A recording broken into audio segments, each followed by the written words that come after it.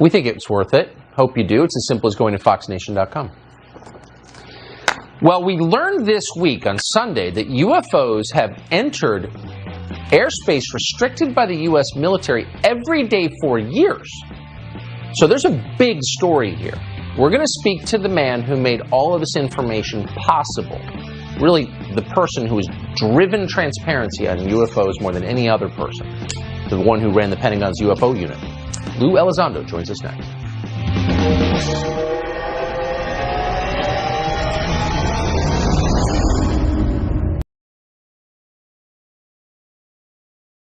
Footage and records.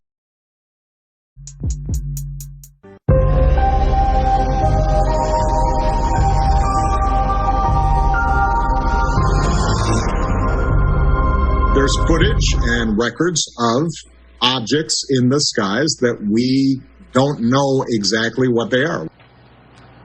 Well, he's waited a while to tell us, but that was former President Barack Obama conceding that the UFO thing seems to be real. We can't explain what they are. That is the consensus all of a sudden. 60 Minutes did a long piece of it on Sunday night. This after decades of mocking anybody who suggested, well, maybe there's something to this. The consensus has changed. And more than any other person, Lou Elizondo is responsible for that. More than any other person, he's the reason we're having this conversation tonight. Elizondo spent nearly 2 decades in military intelligence before he was named director of the Pentagon's Advanced Aerospace Threat Identification Program. And ever since he's been pushing for transparency on this issue, we're honored to have him on tonight. Lou, thanks so much for coming. So we are getting this much-anticipated report, June. The law requires the Pentagon to kind of fess up and say what they know. What are we going to learn, do you think, next month? Well, what we should learn is exactly that, what the U.S. government knows about this topic and has known for a while. It's a threat assessment that's supposed to be conducted at the unclassified level and then provided to Congress, which is a report that is expected to be comprehensive. And certainly that's a report that Congress deserves. Unfortunately, what we might get is something that is much more watered down. And I think from my perspective, that's probably the most concerning part of this. The last thing we need is more obfuscation.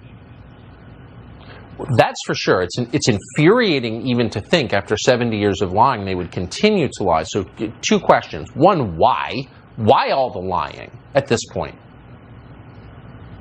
Yeah, well, first of all, why all the lying? Probably because certain elements in the Pentagon have backed themselves in a corner. They've spent such a long time and amount of energy trying to obfuscate the truth from the American people that they've backed themselves into a corner and they really don't know how to get out of it. And I think the more that we shine a spotlight onto this topic, the more people are going to realize that there really is something there. I think with the announcement of the new IG Inspector General evaluation into this topic, and more importantly, the last 3 years of Pentagon obfuscation, hopefully those elements of resistance in the Pentagon will realize that type of resistance at this point is rather futile.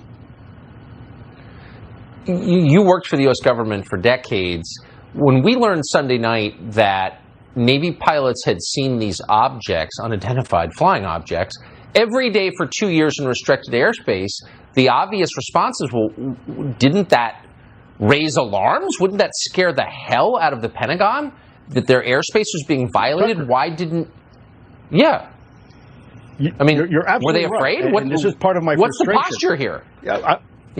I saw the reports, and there were times where you'd look at a monthly report and there were 25, 26 incidents occurring in a 30-day time period. And the question is really, what the hell is wrong with you? How can you not realize that this is an issue? Let's take away for a moment the source of what this possibly could be, and let's just pretend it's either Russian or Chinese. Either way, it's not a good scenario. Someone with some sort of technology that we don't have is incurring into controlled U.S. airspace on a regular and routine basis, and no one wants to do a darn thing about it. So one of the reasons we're having this, you're the reason we're having this conversation. You, I think more than anybody, really pushed hard to bring this stuff to the public, to bring it to light. If this report that we get next month is watered down, redacted to the point of pointlessness, do you think that whistleblowers internally will continue to leak the truth to the public? Tucker, I do, and also let me just say for the record, I appreciate the compliment towards me as being part of this, but I also have to give a lot of that credit to folks like you and people in the media that were brave enough 3 years ago to cover this topic when nobody else in your industry wanted to cover it, and it turns out that you were right. So first of all, thank you for doing what you do, and then secondly, yeah, I do. I think there's more and more people that are going to come out. We saw Alex Dietrich and Dave Fravor this weekend coming out for the record, and these people have a lot to lose. Alex Dietrich is still in the United States military. There's a lot at risk here. And by the way, for every one of those brave Americans that are coming out and having this conversation, there's dozens more in the shadows waiting to tell their story. We keep hearing whispers that there is physical evidence of the existence of these objects that might tell us what they are. Do you believe that's true? I do believe it's true.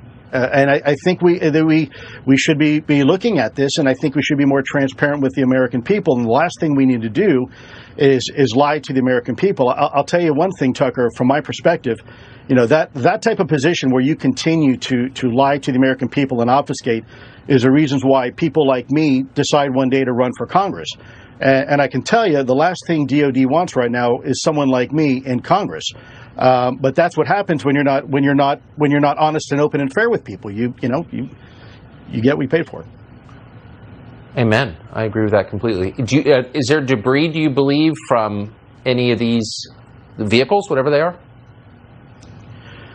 Tucker, you know, the United States government is in possession of exotic material, and I'll leave it at that. More analysis needs to be done. There's enough uniqueness about it where it demands additional analysis, additional expertise, and thankfully there are pockets in the U.S. government that are willing to have the conversation and conduct the analysis. I'm not going to say those right now, what those elements are, because I'm worried, frankly, for the same type of reprisal that I'm facing currently. But there are pockets of people that are willing to do the right thing, and fortunately, these individuals are patriotic and willing to do the job. Amen. It's all so crazy and amazing. Lou Elizondo, thank you so much. We'll see you again. Tucker, as always, my pleasure. Thank you. Thanks. Night is young. The show continues. We'll be right back.